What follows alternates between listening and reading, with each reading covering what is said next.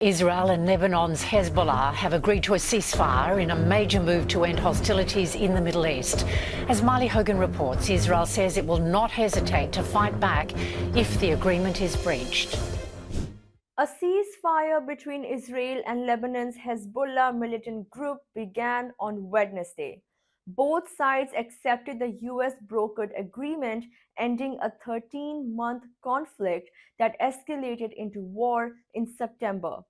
The ceasefire took effect at 4 a.m. local time Wednesday or 7:30 a.m. IST.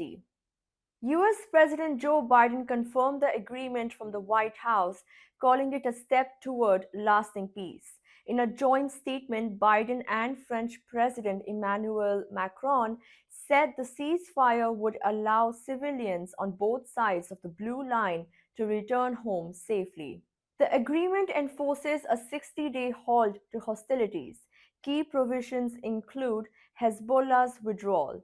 The group will retreat approximately 40 kilometers north of the Israel-Lebanon border. Israeli withdrawal. The Israeli military will fully pull out from Lebanese territory during the same period. Security arrangements. Lebanese armed forces will deploy 5,000 troops to the southern region.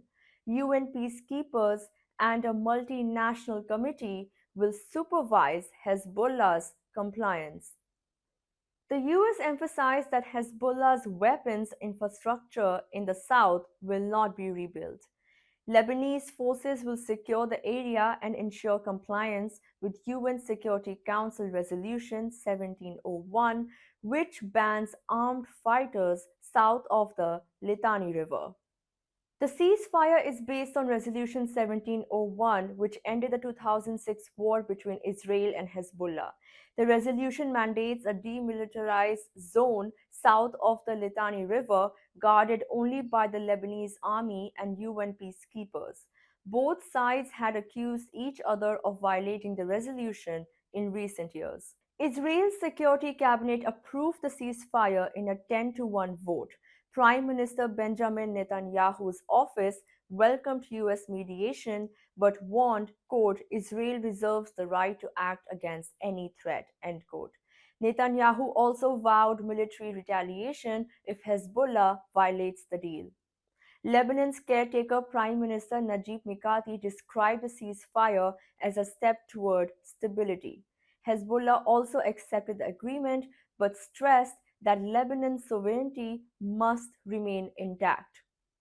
US President Joe Biden applauded the deal, stating that civilians on both sides can now rebuild their lives. UK Prime Minister Keir Starmer called the ceasefire long overdue and a relief for civilians. French President Emmanuel Macron, in a joint statement with Biden, emphasized that the agreement secures Israel and halts Hezbollah's activities. During the 60-day ceasefire, Lebanese security forces will deploy to southern Lebanon.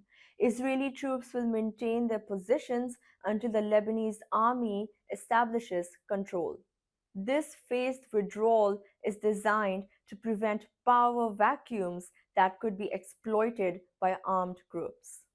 A tripartite mechanism involving Israel, Lebanon, and United Nations will monitor compliance. The United States will chair this mechanism, ensuring violations are addressed promptly.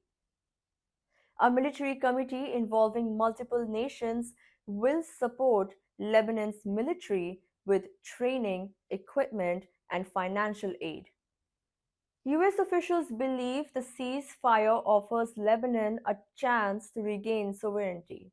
Over the next 60 days, the Lebanese army and security forces will assert control over areas previously dominated by Hezbollah.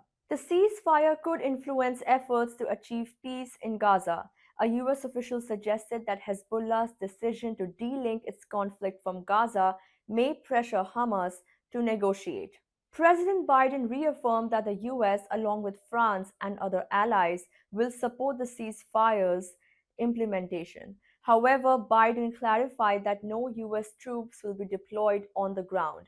Israel retains the right to self defense if the agreement is breached.